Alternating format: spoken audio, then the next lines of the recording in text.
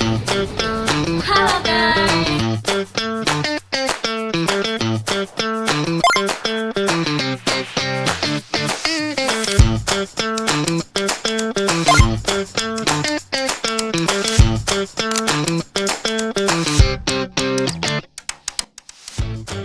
Saya Nova Fitria. Saya Student Zulfa Sabil. Nah, di sini kelompok kami akan mewawancarai dua narasumber mengenai topik algoritma jurnalistik. Yang pertama narasumbernya bernama Kafari dari LPM atau Lembaga Persmahasiswa.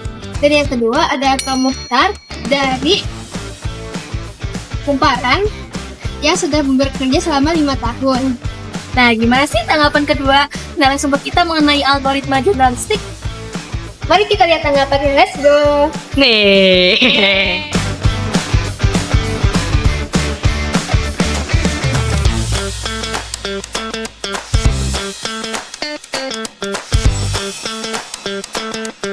Ya, assalamualaikum warahmatullahi wabarakatuh.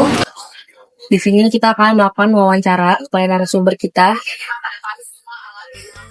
Yang mana narasumber kita ini berasal dari mana, Kak? Boleh diperkenalkan dulu kakaknya.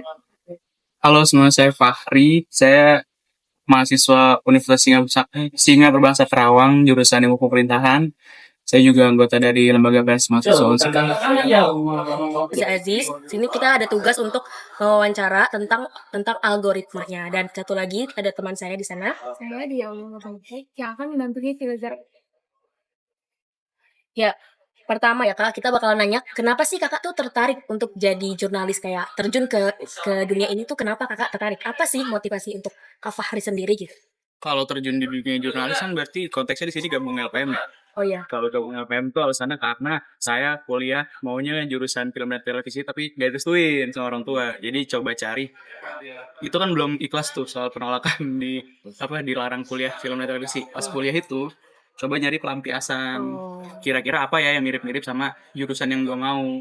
Pas gue coba cek ada LPM, itu isi di dalamnya, kegiatan di dalamnya ya kurang lebih mirip-mirip lah sama kuliah jurusan yang gue mau itu. Ada konten, bikin konten, terus nulis skrip, ya gitu-gitulah, produksian segala macam. Berarti kayak pelampiasan aja ya, Ya, Kak? Gitu ya. Oke. Kalau saya itu algoritma sendiri itu bisa nggak sih Kak kalau misal dimanfaatin sama oknum yang tidak bertanggung jawab itu bisa jadi berita yang Algoritma bisa dimanfaatin apa enggak? Oke, kalau gue lihat bisa ya, kayak adanya buzzer. Terus kalau lu lihat trending Twitter juga bisa dikendaliin kan, hashtag pertamanya apa, dan segala macam apa. Itu kan ada upaya ya, berarti kalau pertanyaan bisa apa enggak, ya jawabannya bisa gitu.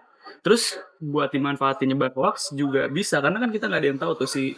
Kayaknya kalau berita diusahain naik tuh ada yang janggal gitu, kenapa harus dipaksa naik, kenapa nggak original aja naiknya, kenapa nggak natural naiknya. Kayaknya perlu dipertanyakan gitu keaslian beritanya. Jadi bisa banget dimanipulasi si algoritma itu dan bisa banget buat nebar hoax. Kan kata kakak itu bisa buat manipulasi gitu ya. Tapi kalau untuk tujuannya komersial, buat memperbanyak si pembaca algoritma ini gitu Kak. Pembaca berita kan tujuannya biar banyak yang baca nih. Kan clickbait kan, jadi beritanya dibuat clickbait, bener dong. Biar sensasional, biar semua orang tertarik. Menurut kakak itu gimana Kak? Tanggapan kakak? Menurut gua poinnya tuh dosanya bukan di cara mereka naikin beritanya. Menurut gua dosanya itu di nyebar berita hoaxnya. Gua nggak masalah dengan buzzer yang naikin sesuatu gitu, naikin trending di Twitter. Selama beritanya bener mah gua nggak masalah. Jadi kalau digunain buat komersial gitu, misalkan promote produk pakai buzzer mah gua nggak masalah banget gitu. Mau itu pakai buzzer, mau itu naiknya natural atau enggak, selama beritanya benar tidak hoax nggak apa-apa. Itu ya, berarti kakak gitu. algoritma itu bisa nggak sih Kak dimanipulasi gitu? Kayak kalau misal bisa itu ada nggak sih langkah-langkah yang perlu dilakukan biar si algoritma ini nggak dimanipulasi sama yang oknum tadi yang bertanggung jawab? Kalau bisa apa enggak? Tadi udah jawab kan bisa ya. Terus gimana tadi? Langkah biar Kita tuh terlindungi gitu Nah, Kak. kalau terlindungi, sejujurnya mungkin bisa kita antisipasi dengan misalkan trending yang naik tuh kita nggak suka ya, kita bisa ngeblok-blokin gitu kayak konten tidak disukai gitu segala macam. Gue pernah ngelakuin itu dan konten yang gak gue suka jadi kekurasi gitu, jadi beberapa hilang. Nah, mungkin salah satu antisipasi bisa ada dicoba beberapa fitur kayak tidak menyukai konten ini, terus blokir dan lain-lain, itu bisa tuh coba digunain. Cuman memang tidak hilang sepenuhnya, paling kayak berkurang doang aja. Minimalisir. Berarti tergantung tujuan si penggunanya ya. Mau Iya. baca apa, dia bakal ngikutin kita kan, gitu kan ya. Algoritma kan itu sebenarnya. Gitu sih. Oke. Kalau misalnya kakak pernah nggak sih kak kejadian kakak misalnya contoh lagi nulis nih, terus dia tuh jadi apa sih kayak kepaksa buat ngikutin si algoritma ini, kayak terpaksa bikin berita clickbait gitu, pernah nggak? Terpaksa bikin berita clickbait. Kalau terpaksa ngikutin algoritma, gua anggapnya itu menyesuaikan aja. Misalkan trennya lagi apa, lagi ngomongin algoritma, lagi ngomongin bola semua nih, ngomongin timnas semua, ya gue ikutan gitu, riding gue ya udah ikutan ngomongin timnas juga deh gitu, kita ikutin pasar nih maunya apa. Kalau clickbait sih gue nggak pernah yang berlebihan gimana ya, selalu masih dalam konteks gitu, tidak ada yang lebih-lebihkan di kalau gue taruh di clickbait gitu sih. Berarti dalamnya tetap sesuai faktanya, Iya. nggak pernah kayak melenceng gitu, Iya. nggak pernah ya. Oke. Terus kalau misal dengan adanya clickbait tersebut, pernah nggak sih kakak itu merasa kayak terganggu? Kerjanya kan jurnalis, pernah nggak kayak merasa terganggu dengan adanya clickbait? Terganggu ya paling kalau isinya nggak sesuai gitu, atau kayak judulnya heboh banget pas dibaca, ini doang isinya nggak gimana gitu. Yang terganggunya sebatas itu doang sih, sebatas kayak nggak sesuai, ini mah heboh di judul doang atau heboh di sampul doang, isinya tidak seperti yang gue mau gitu doang. Sorry kak, sebelumnya di LPM udah berapa? Ini masuk tahun kedua. Berarti 2 tahun di LPM gitu ya, berarti kendalanya cuma itu aja berarti gitu. Biasanya kakak upload kayak hasil konten tuh di mana kak? Kebetulan di LPM tuh saya masuknya di divisi Departemen Audiovisual. Wow. Jadi produk dari audiovisual itu ya tentunya video gitu. Jadi kalau kita upload ke mana, kita medianya ada Instagram, bentuknya Reels, ada TikTok juga bentuknya konten, sama ada di YouTube gitu bentuknya kayak apa ya, kayak jurnalis investigasi gitulah.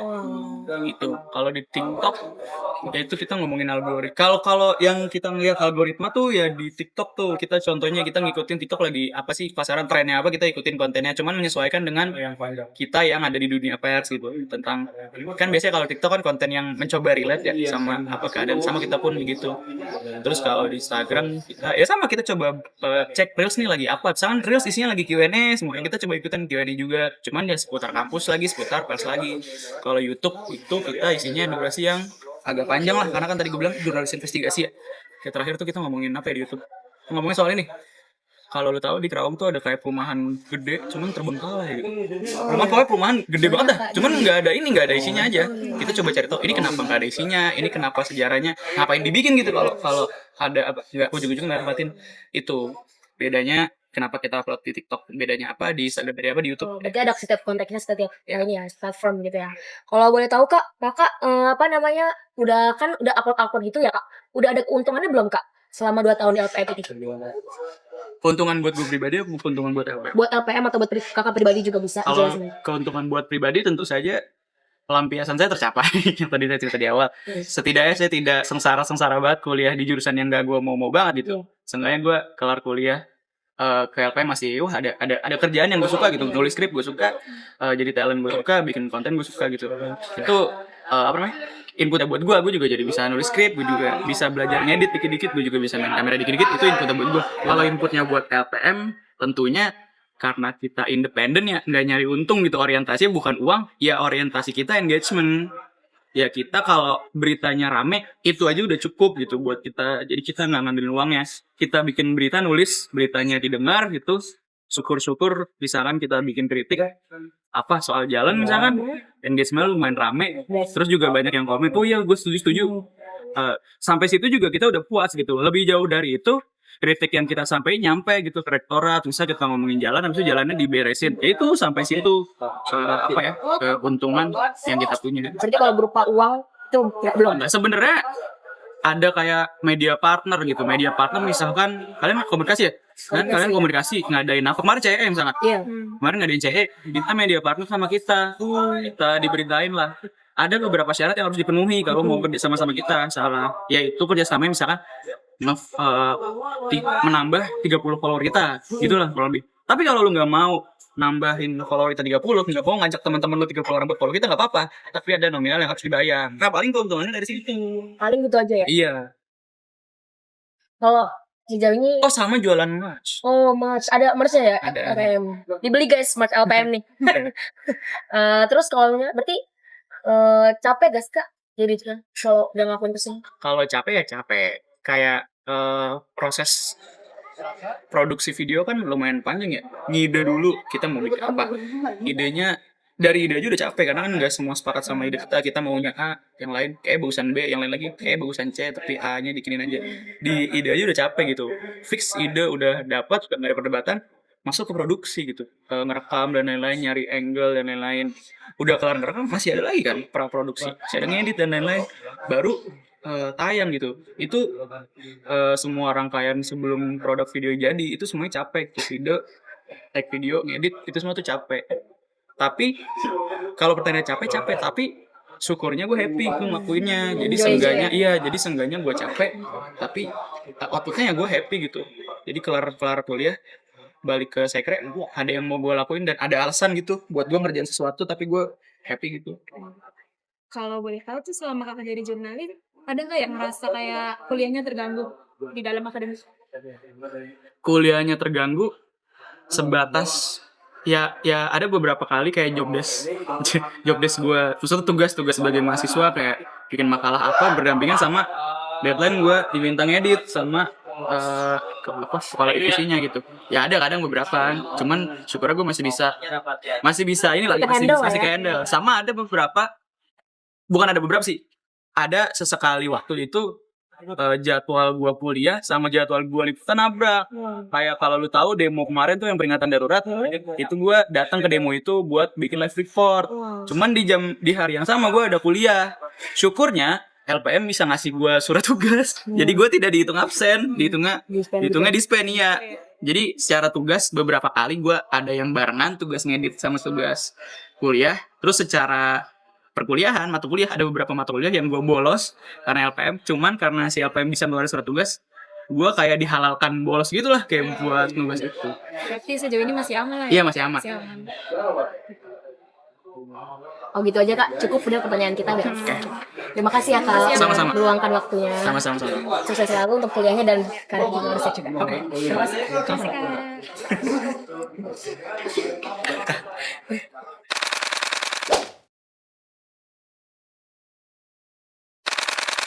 Kadang gimana caranya bisa membuat nyaman daripada si pembaca sebenarnya. Nah nyaman ini kan bisa dengan cara memancing gitu kan keingintahuan dari pembaca, rasa penasaran dari pembaca itu sendiri.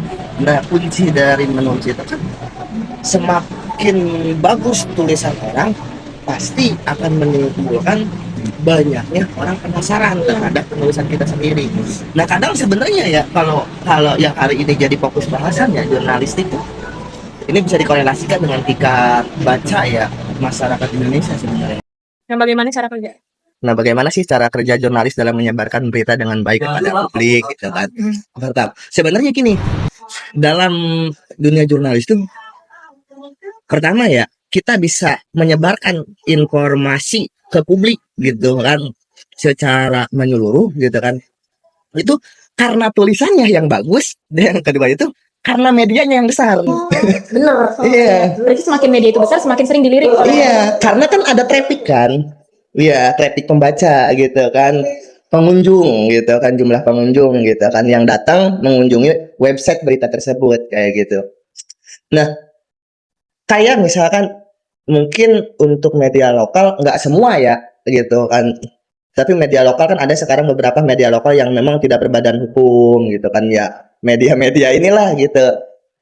Nah, kadang pembacanya itu cuman 10 orang, 12 orang, 15 orang. Nah, kalau untuk media kecil ya gitu. Tapi kalau media gede kan paling kecil tuh di angka ratusan ya. 200, 300 kayak gitu. Nah, biasanya kalau misalkan untuk media kecil ini kita tuh butuh proses buat menarik traffic tuh. Wah, lebih susah lah ya. Gitu. Iya, lebih susah karena memang muter juga hari ini ya kayak buat ngedorong si website berita yang dikelola itu biar kebaca di Google tuh agak susah gitu. Jadi pertama ya memang kan ada search engine optimization ya kan gitu, kayak kata kunci dari setiap berita gitu kan itu harus minimal memuat berapa. Jadi kalau misalkan kita pengen terbaca di Google itu ya minimal setiap kata kunci itu harus ada di setiap paragraf. Misalkan sekarang kan lagi rame soal wisuda gitu ya kan, soal wisuda. Nah, soal wisuda ini gitu kan, kalau misalnya kita mau bermulai dari media kecil berarti kata wisudanya itu harus ada di setiap paragraf.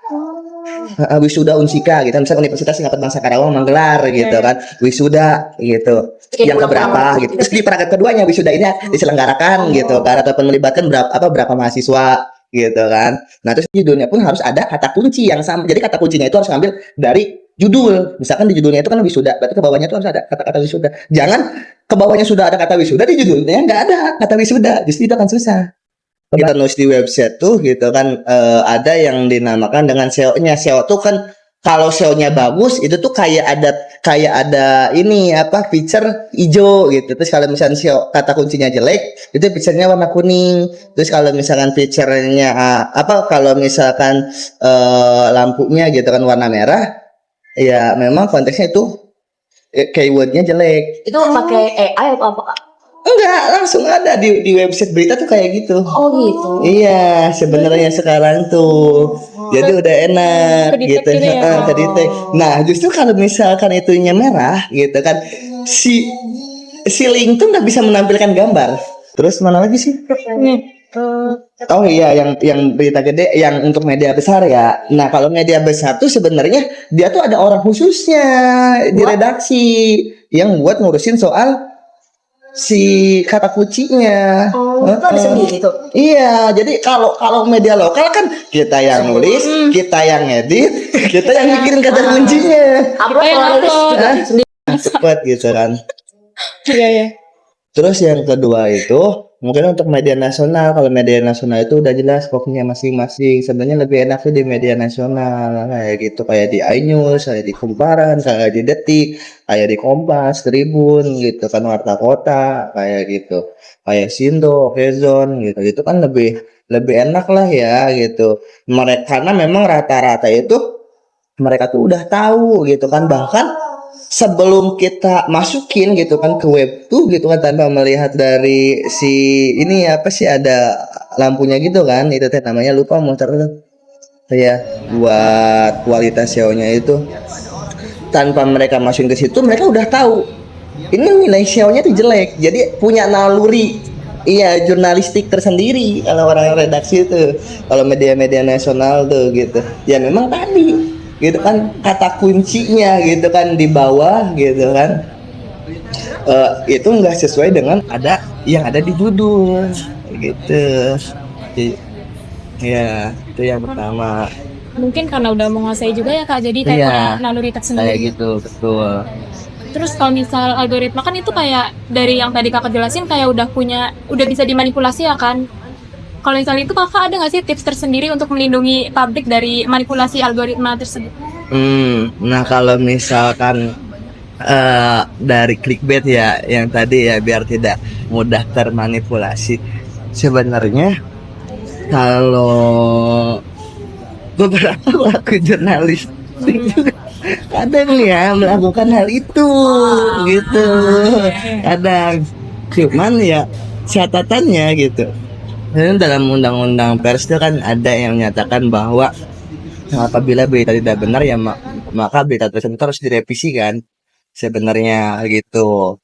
Dan memang secara konteksnya kalau misalkan menurut saya pribadi gitu kan, bagaimana nih supaya berita kita tidak tertutup mungkinan ya sama yang clickbait itu ya gitu. Nah sekarang tuh tantangan terbesar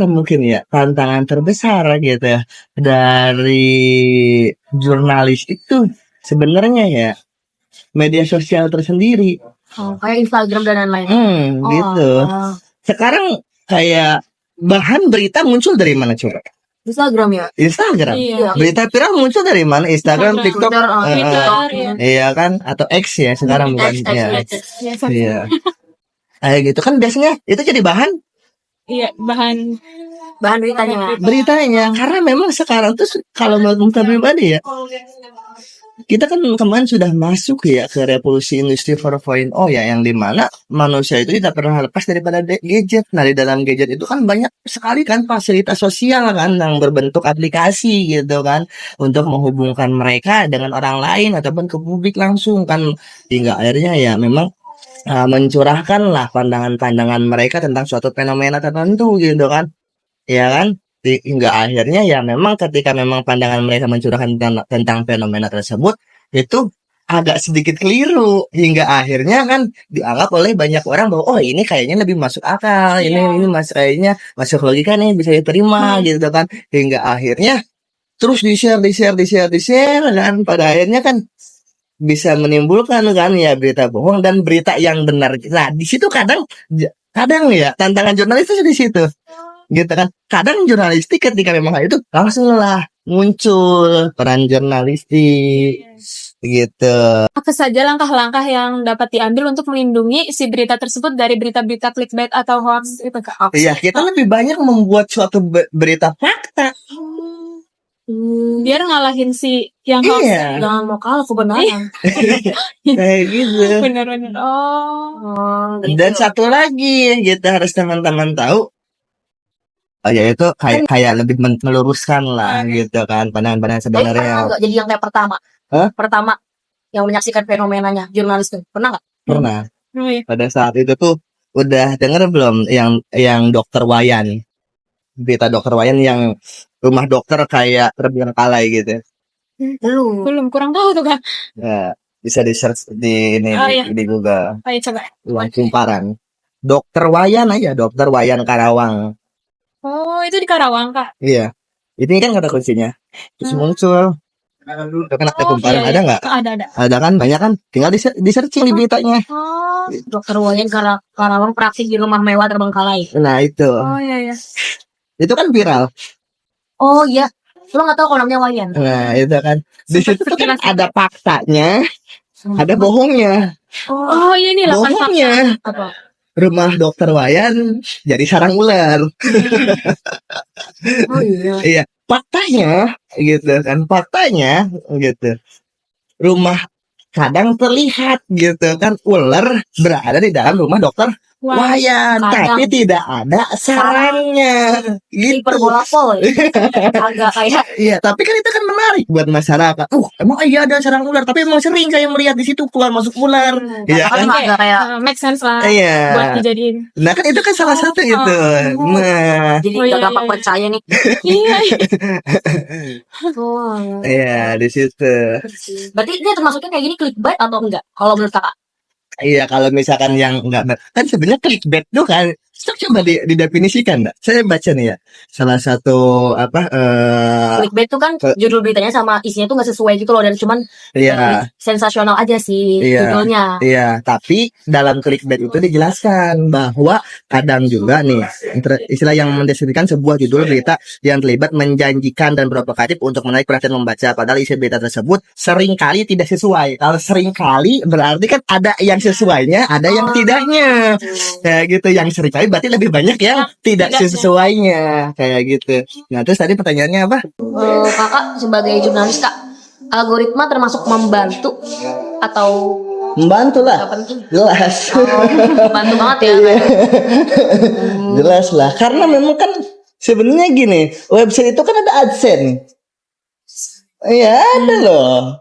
Kebetulan buka kumparan yang iklannya pun kumparan. Contoh lagi yang di kompas.com. Oh berarti AdSense tuh dari si iklan-iklan ini kak? Iya, sama yang dari pengunjung. Kalau kayak gitu tuh Yang masuknya datang ke sini. ke yang nulis atau ke si kumparannya? Ya langsung lah. Langsung ke kumparan ya. Gambaran. Oh. Dalam dunia jurnalistik itu kan ada ini ya, ada istilah ini cover both side gitu, bahwa si media ini ataupun si wartawan ini harus menggunakan untuk menentukan ya kebenaran informasi, harus melakukan beberapa konfirmasi untuk mendapatkan informasi ke beberapa pihak kayak gitu. Gitu kan, itu kan profesi wartawan itu kan ada yang beberapa ya tingkatan ya, ada yang kontributor gitu kan, terus ada stringer, terus ada reguler gitu. Kalau reguler tuh dia hitungannya udah gaji bulanan. Mm-mm. Berarti ada yang harian gitu juga ada ya? Ada Iya, nggak? bukan Ada. harian hitungannya per berita. Oke.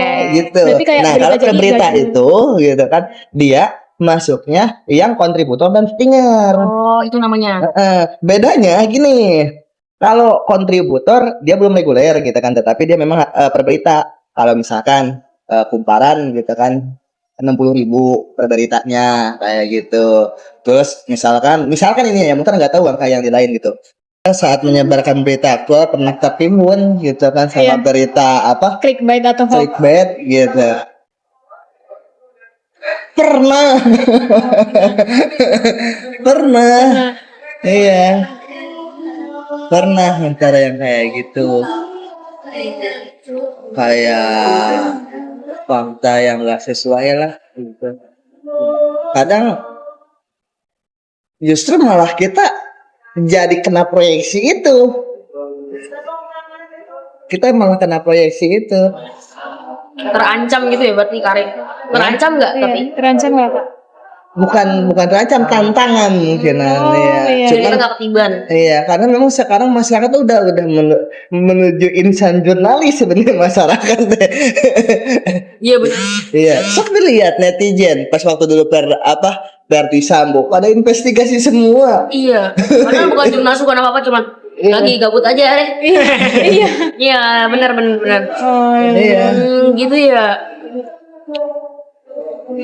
Terus soal Pina itu kan Pina tujuh iya, hari. Pina. iya. Iya kan pada akhirnya kan banyak berita yang itunya kan Iya, yang bener. kayak gitunya. Iya. Terus waktu Justru yang ini- berita yang memang enggak yang sesuai fakta itu kan ketimbun. Kayak gitu. Makanya hal yang paling penting tuh gini kata Mutar. Jadi kita tuh harus melakukan investigasi. Kadang dalam menulis berita tuh perlu juga melakukan investigasi. Kalau misalkan basisnya basis case ya, kayak gitu. Kadang agak rawan juga investigasi. Terus tadi pertanyaannya soal kasus ya, pernah nggak kena tekanan pada saat kasus ya? Mana sih? Pertama yang menyaksikan fenomenanya jurnalis pernah nggak?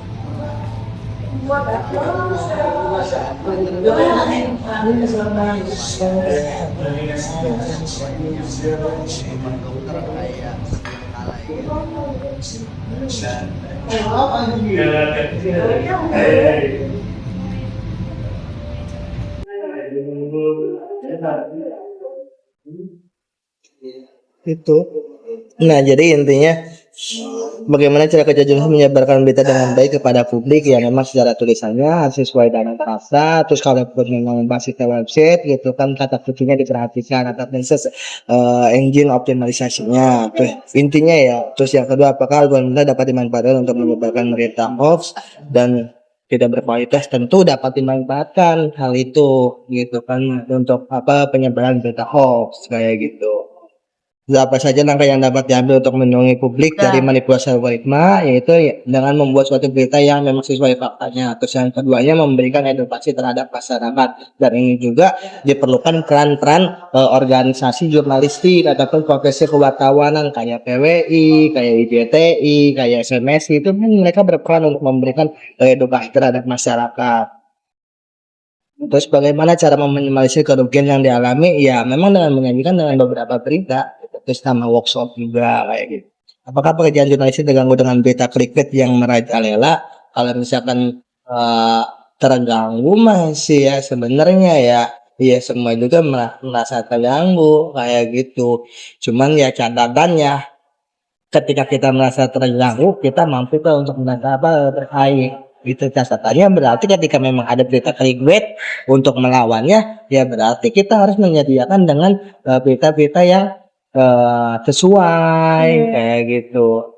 Walaupun ya secara definisinya clickbait itu kan seringkali tidak sesuai kan, tapi ada juga yang sesuainya kayak gitu. Terus apakah Anda mempertahankan profesionalisme di saat banyaknya jurnalis membuat berita clickbait, ya tetap saya juga mempertahankan hal itu gitu. Dan memang tentunya teman-teman jurnalistik pun ketika memang ditanya secara idealnya pasti menyatakan hal yang sama seperti hari ini yang mereka sampaikan. So, apakah saat menyampaikan berita aktual, berita tersebut tertimbun dengan berita yang clickbait? Ya pernah gitu kan, dengan berita clickbait, tetapi catatannya gitu kan ya kita menyangkal berita tersebut dengan konfirmasi ke beberapa narasumber kayak gitu yang memang ahli ataupun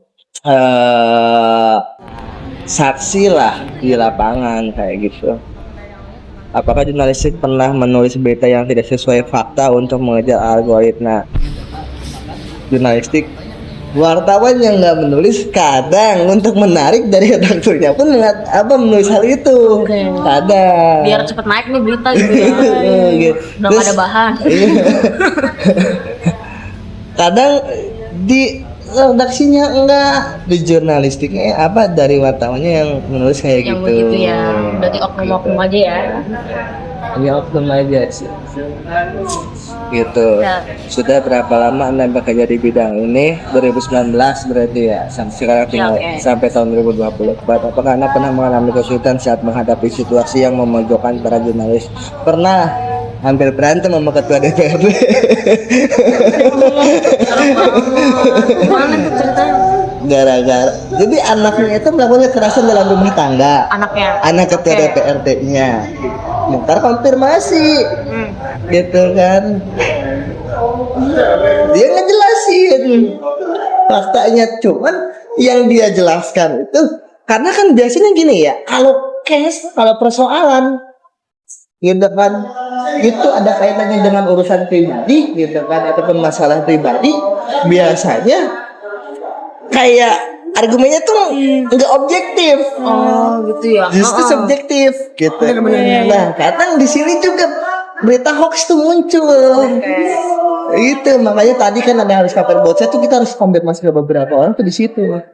Nah pada saat itu saya konfirmasi ke mereka karena informasi sebelum dari korbannya kan saya terima gitu kan, saya konfirmasi ke pelakunya, dari pelakunya ya nggak mau ngangkat, kemudian saya ke orang tuanya gitu kan menyampaikan hal yang tidak sebenarnya, justru cenderung memfitnah. Saya wartawan ya, sebagai narasumber yang saya konfirmasi, saya ngehubungin berarti kan otomatis saya akan mewawancara.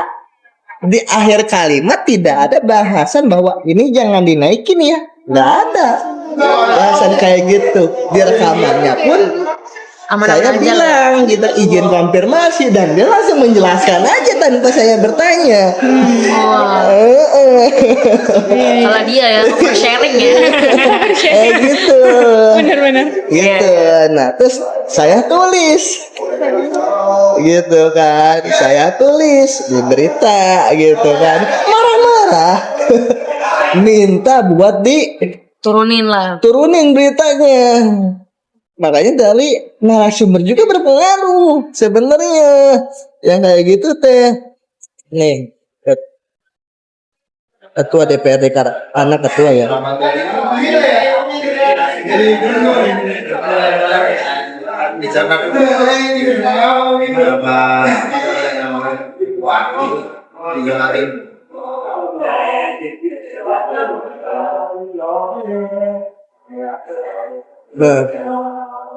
Nah, ini Toto ex ketua DPRD Karawang soal Tuti. Dia kok pelukan di bar sama laki-laki. Ini kan tulisan mutar di kumparan berita ini. Gitu. Dia sendiri yang bilang kayak gitu. Ya mutar tulis lah ya. Kayak gitu. Ini kan membuat orang menarik kan? Iya. Kan gitu. Berarti informasinya valid gitu ya. Iya, dari dia ini sendiri yang mengatakan. Nah, itu kemudian dibantah sama si korbannya ini yang nggak di RT itu gitu kan, kapan saya kebar gitu kan, dimarahin kemudian sampai dengan berurusan dengan hukum gitu. Itu jadi panjang dan saya yang jadi terlibat sama urusan pribadi. Waduh. Ya sebenarnya kakak cuma ya udah Iya, ikut aja. konfirmasi ya. Nah itu salah satunya tantangan jurnalis itu. Oh iya iya. Oke. Iya memang ini buat pembelajaran gitu. Lain kali kalau nulis berita, jadi si pandangannya itu objektif atau subjektif. Hal ini biasanya di entertain. Kalau Kan gitu kan. entertain suka nggak objektif ya. Iya. Iya. Kan masalah pribadi gitu kan, mereka tuh saling klaim dan saling tuduh. Ketika kita terjun, ya itu tuh tema. Terus mereka yang dari awal itu gimana? Hah? Nggak tahu apa-apa yang pertama kali muncul di berita, dari mana mereka? Kalau misalkan dari sini kan dilihat daripada timeline ataupun momentum hari ini. Sekarang kan momentum saat ini kan pilkada. Oh, jadinya iya. Iya, jadi lihatnya lihat momentum. Nah kalau misalkan di hari-hari biasa, bingung nih. Oh, makanya kayak ada yang di Polres, rumah sakit, mereka ya. Nah kalau itu sebenarnya sesuai relasi. Oke. Iya, kalau press release mungkin kadang sering diundang Iya. gitu kan, sini ada press con kayak gitu. Tapi kalau misalkan bener satu hari kita bingung tuh. Kadang muter tuh selalu buka tanggal yang dimana semuanya itu ada hari-hari yang perayaan. Hari Kartini gitu kan, yang kayak gitu. Biar meliputnya mudah gitu. Lepasin momentum ya. Iya, gitu. Kan itu kan ada kan kayak apa hari, misalkan kayak hari apa sih, penanaman bibit pohon ataupun udara segar kayak gitu.